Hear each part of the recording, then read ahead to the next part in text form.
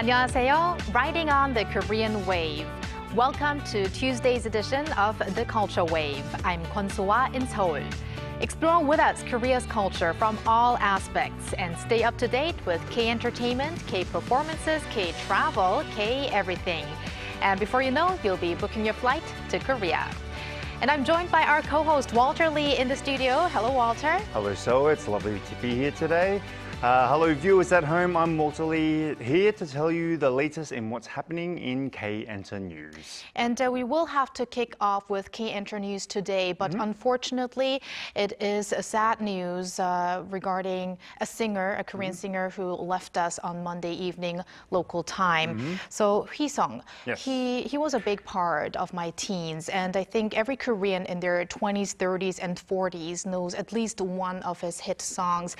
Now, Walter, tell us what we know so far. Yes, you are correct. So, early 2000s singer Wheesung, real name Choi Wheesung, has died at the age of 43. He was found at his apartment at Seoul at roughly around 6:29 p.m. on Monday. Now, some time had passed before the singer was found by his mother, who then called the emergency services.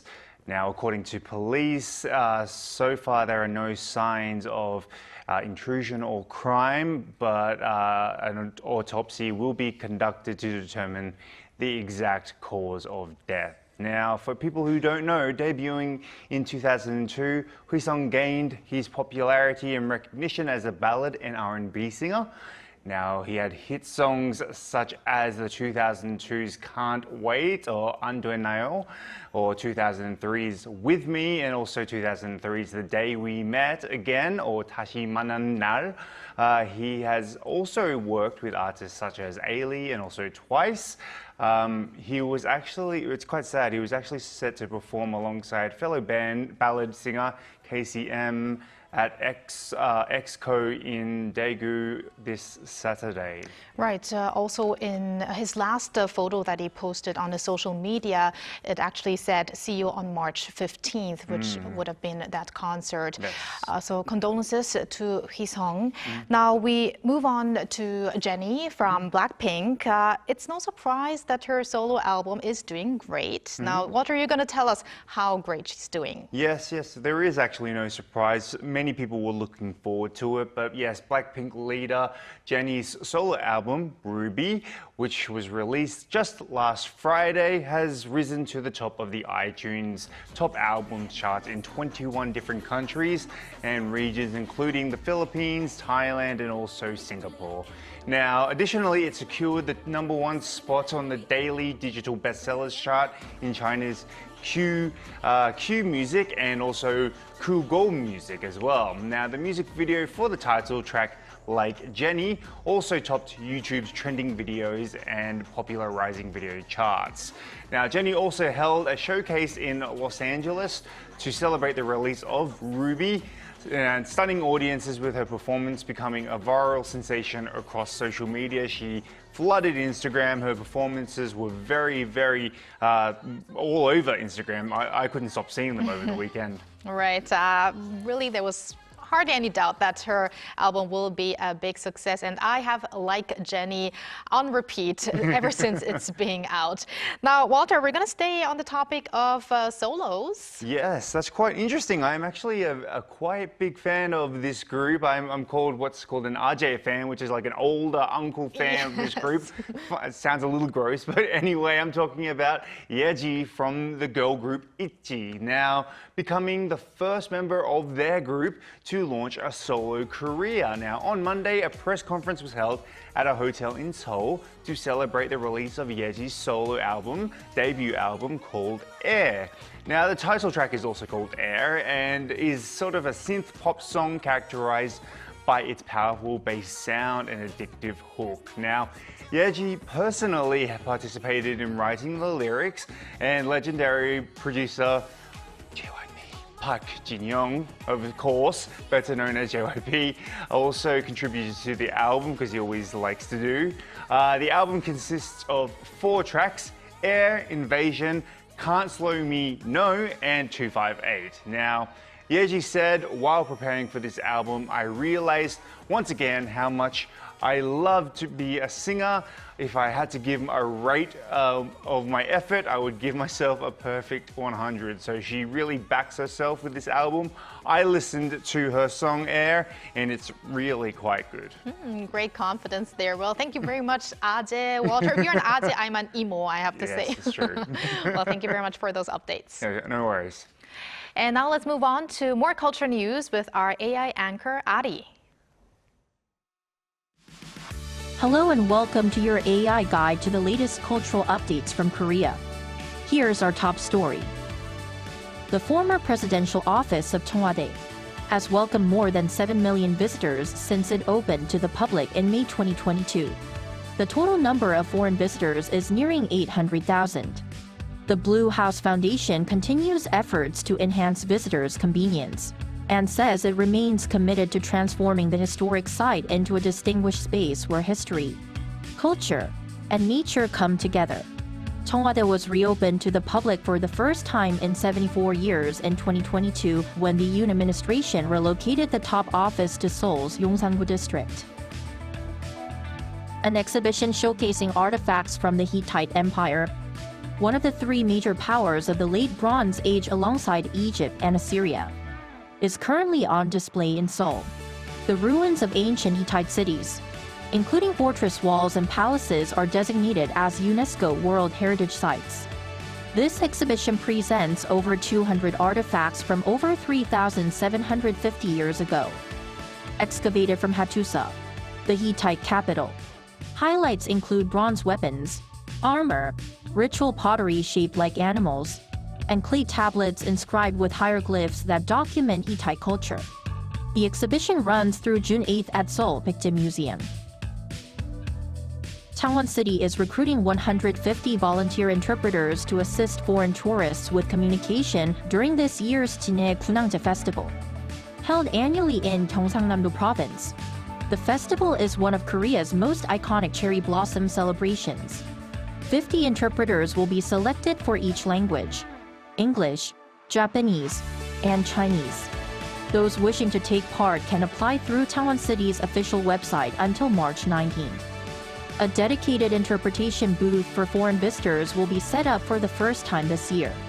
The city plans to offer reimbursements for volunteer-related expenses as well as volunteer mileage points.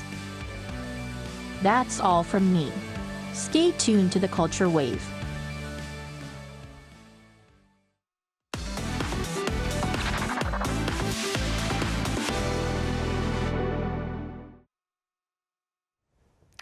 The Court Music Orchestra of the National Kugak Center will soon be staging a performance centered on court music from the Joseon dynasty.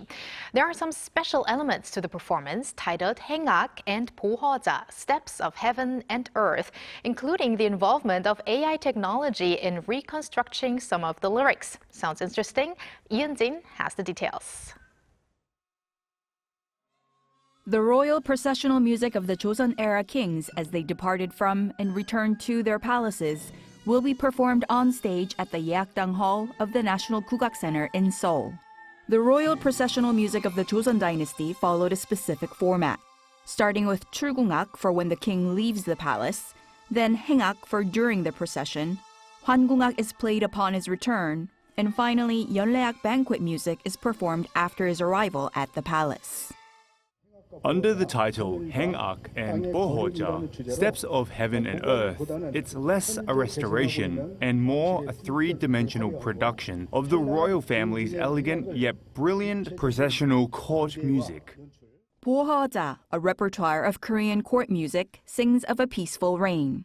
But the last of its three parts only survived as an instrumental piece. In this production, AI was used to generate new verses. AI models were trained on 350 of Crown Prince Hyo-myung's works, one of the most prolific Hanshi poets of the Joseon era. They were cross-referenced with over 100 poems by scholars Chung Yak-yong and Kim Jung-hee for the newly composed lyrics. The old books of poems written with brushes were digitized. After all the Chinese characters were processed, old Korean translation samples were also collected and input. Bohoja is performed in Korean traditional opera, telling the story of King Sejo, the seventh monarch of the Joseon dynasty. and Prince Anpyeong, who was sacrificed as a victim of King Sejo's lust for power.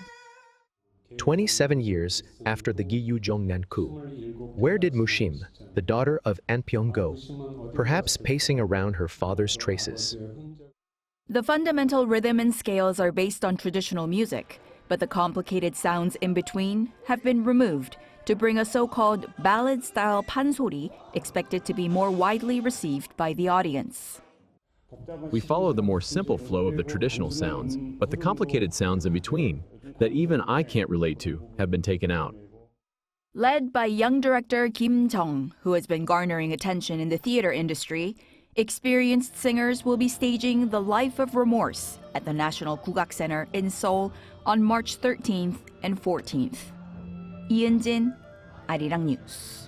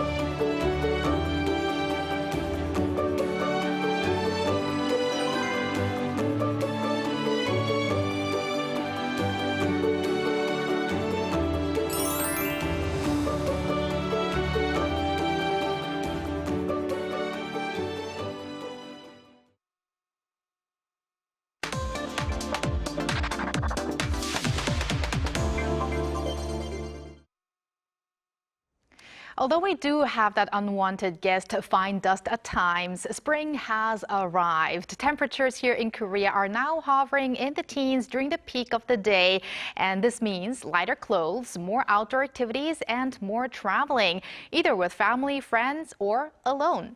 Today, we invite a tourism expert, Daryl Bilbao, a former PR global manager at the Seoul Tourism Organization, into the studio to have a chat on traveling in Seoul, maybe even alone. So welcome, Daryl. Hello, Daryl. Thanks for having me. It's great to be here.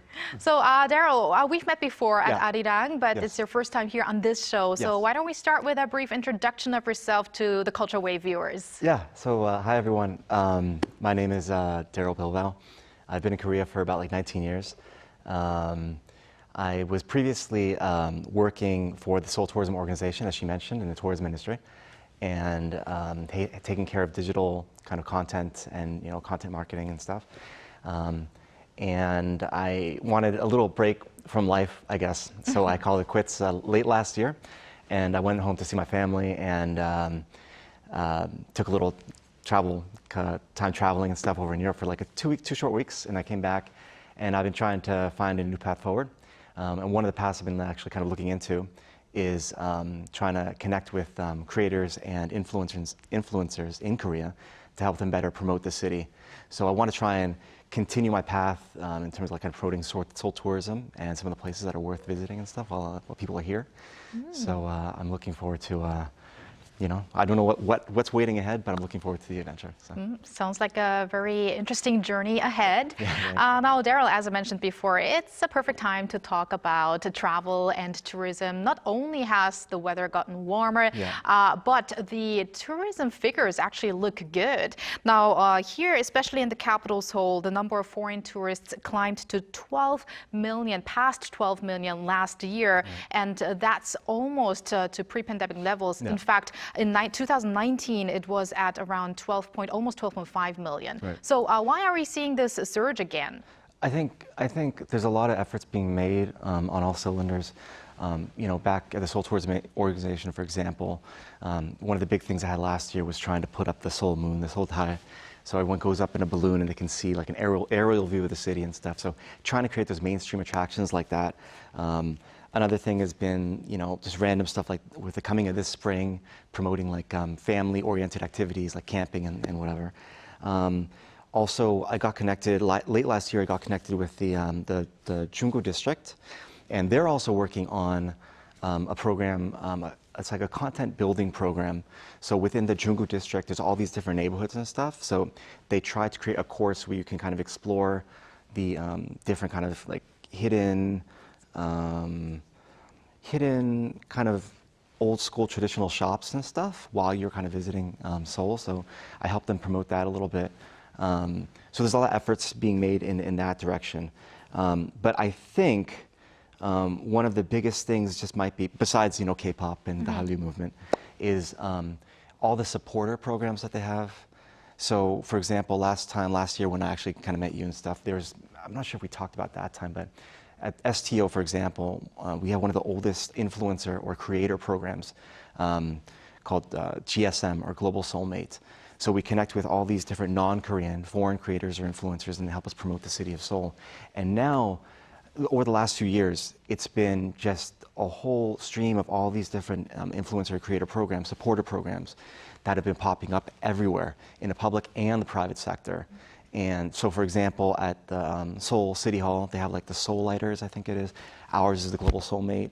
At KTO, I think it's Adventure Korea, Wow Korea. I think there's one more at the Gyeonggi Province offices. They have, I think it's Oh My Gyeonggi or something. So that's like the start of it. And it's even moved, that trend of all these influencer groups and programs has moved into the private sector. So everyone is really investing themselves into finding a way to micro-market, you know, the city of Seoul. And I think that micro-market, micro-targeting has had such a huge influence in the long run over the last few years that now people are able to really understand what Seoul is, what it has to offer, and they're coming in droves in much higher numbers. So I guess it is efforts on the government level, the public level, and also individuals like these creators who are all, you know, pushing for another boost in the tourism industry, I guess. Exactly. Well, Daryl, you know what makes Seoul so attractive. Someone knows what makes Seoul so attractive. I know what makes Seoul so attractive. But to the people who may not have visited Seoul, what could you tell them that makes Seoul so attractive? I don't know. I have such a heavy bias because I've been here for so long. And you mentioned the Ajay word before, old uncle, whatever. I'm one of those people. So with me, it's all about, you know, the local side of Seoul, the hidden spots, the back streets, getting to know the local people, the local foods, going to where the locals go in the morning before work, at night after work. So, I mean, off the top of my head is, you know, Seoul, especially when we promoted the city of Seoul officially, one of the first things we'll say is, oh, you know, Seoul is it's a combination of the old and new, tradition and modern. So that's like a very big kind of like charming point, alluring point of the city for those that have not been here, because you can catch in a single frame, in a single picture, in all these different layers of the city, you can see old and new just fused together. So I think that kind of, I guess, kind of charming point is there. It's also home to K-culture, obviously. And also in Seoul, sorry. In Seoul, something's always trending, whether it's like, you know, foods or maybe something that people saw in like a music video or a drama and now they want to come and try it. So there's that kind of desire to kind of have that K experience. So I think that is a very good kind of selling point, I guess, in a way, to kind of help promote the city. But also, I think when you look at the motto of the city, it went from, I think, My Soul, Soul to Soul, My Soul, I think it is now. So when you think about what the term soul is, it's just like, the essence of our being. There's no beautification, there's no, makeup, or it's like no whatever. It just is. And I think that's what soul's biggest kind of charming point or alluring point is that, if you come here without expectations, without what you saw in the K-pop dramas or K-pop music video, whatever, you just come here and just embrace the city as it is, you can really see how much there is to offer, how much there is to kind of explore and enjoy during your stay here. So coming here with an open mind, I think, is amazing. I can see why you were the PR manager for the Seoul Tourism Organization. That was a very, very good answer. But being the PR manager of the Seoul Tourism Organization, you must have obviously communicated with numerous foreigners around the world. Right. Do you remember some memorable things that they had said about their trip while visiting Seoul? Right. So because this is kind of funny. So because now I can actually speak freely, right? Yeah. So, I think we were like an official channel of the government. So a lot of the interaction that I had with other travelers, non-Korean travelers, tourists, or even just people staying here, was when they had inquiries or when they had a complaint. Anything positive, we didn't really hear much about. But I would be constantly kind of like deal with those kind of inquiries and that kind of information and stuff coming in quite often. And I think there's not one specific time, but there were a few times I distinctly remember whenever we're doing a campaign especially, and we're trying to like broadly market a certain content, we get a lot of, people commenting and all that stuff. So they would comment and then they send a DM with like the same information. And apparently it's a little bit kind of, it doesn't come to me as clearly as it should, but there was like this one, I don't remember what the gender of the person was, but I'll call it a guy. This guy had a bad experience while here, might have gotten overcharged for something, or maybe someone might have been rude, or it was just a series of events that happened. And he commented negatively on the content, and then he sent the same stuff through DM, like, why can't you do anything about it, you in your country? I'm like, well, I'm actually technically not Korean, but they don't know that. So I think when it comes to that stuff, and especially that particular moment, from our perspective, we just had to shut up and listen. We had to just be quiet and just kind of take in what their experience was and learn from it. Because I think Seoul, it's a great example of a exemplary kind of take on what a global city should be, tourism city should be. But there are a few points, a few areas that maybe could be a little bit improved upon and better. And maybe some of it is just based on miscommunication. And some of it might be, maybe someone was having a bad day also. But when it comes to those things, it's just important to be quiet and listen to what the person has to say. So about like 15, 20 minutes, I just kind of sat there and just took it all in. And then at the end of it, I tried to give some examples of, if you come again, if you want to come to, Seoul again, this is what maybe you can do to help kind of better the situation, kind of rectify it a little bit. This is how maybe you can communicate. And after that exchange at the end, just nothing but thank you, and I'll be sure to contact you again if I need any more help and stuff. So there were a few specific examples of that, and I was really proud to be a part of STO and kind of represent, the city of Seoul and the country of Korea almost in a way, to show that, we do have an open mind and we want you to have good experience. So those things really stuck with me. Well, there's always room for improvement, and it's good to have that feedback, even if it is not always positive. Right. But Daryl, let's talk a little bit about this trend of traveling alone, which means 혼행 in Korean. And actually, TripAdvisor, a travel platform very famous, has actually ranked Seoul as the #1 city to travel solo. So do you agree with this? I totally agree. I mean, I think, especially being here for so long and being a guy, obviously, with just no holds barred, nothing holding me back. I really do agree with it. In fact, last year we ran a campaign on it with, and we're here on the K Culture Wave, so it's good to mention aespa. Giselle from aespa actually helped lead the campaign. If you want to go look at it, go to Visit Seoul on YouTube, and you can maybe find her last year's content, maybe on June, I think it was. So she came on, and we collaborated to present some kind of like going through Seoul solo as a woman, which I think, as a female traveler, which I think is big, because there's a different experience. Depending on what gender you are, it's going to be a different experience. Especially for women, it maybe can be dangerous and stuff. But we want to show that Seoul is actually a safe city, even for women as well. And that's one very successful result we had from the campaign is that that message really got out there. So I was really proud to be a part of that as well. So I think safety, I think, is definitely a big reason. And also just in general, on the lighter side of things, just the transportation infrastructure. It's so easy just by yourself. I mean, if you have the right application with you, you take the subway, you take the train, take the bus, KTX and stuff, like even the promotion for KTX now, it's on like several languages. I mean, it's so easy to just get around, and even the Seoul subway, it connects not even like Seoul, like within Seoul, but you know, out the greater Seoul, even to Incheon and stuff. You can go to the mountainside. Everything is just so interconnected. So I think that's what makes, and it's very accessible.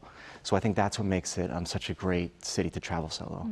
And last but not least, Daryl, we probably have another time to talk deeper about some travel spots. But do you have some recommendations for people to travel in Seoul alone this spring season? Okay, so whenever we're talking about spring season, I guess cherry blossoms is like the first thing we got to bring up. So if there were like 3 categories I had to choose from, it would be, you know, seeing cherry blossoms, going to like, you know, backstreet alley to see some like, you know, like a food or cafe tour, and then do like a forest bathing experience kind of thing. So I guess the first one would be something going to the see the cherry blossoms at a less crowded spot. It's in the Yeonnam-dong area, kind of outside Hongdae Station, exit 3. And then for like a backstreet cafe or food area, I think maybe going to the Hwamdong area. But there's a specific street I want to mention, but I'm not sure if our viewers will understand exactly where it is. So if you're curious about where the exact location is, leave a comment on the video and I will try and find it and I will give you a response to let you know the exact location. So also for the forest bathing area, kind of it's just a stroll through the woods, stroll through nature. It would be called, I think, the Dongdak Chungyeokil, which is located in this, like, just south of the river, but it has like 7 different courses and stuff, and there's lots to kind of see, and it's not very difficult hike. It's very beautiful to watch. So a little bit of everything, and I'm sure we're going to talk about more detail later on sometime. And for now, thank you very much, Daryl, for your insights. Thanks so much for having me, guys. It was great. And thank you, Walter. As always, we're going to talk to you again. See you again tomorrow. Yes, tomorrow. Thank you for spending the past half an hour with us on the Culture Wave, and hope you join us again tomorrow at 2 p.m. Korea time, and maybe one day here in Korea.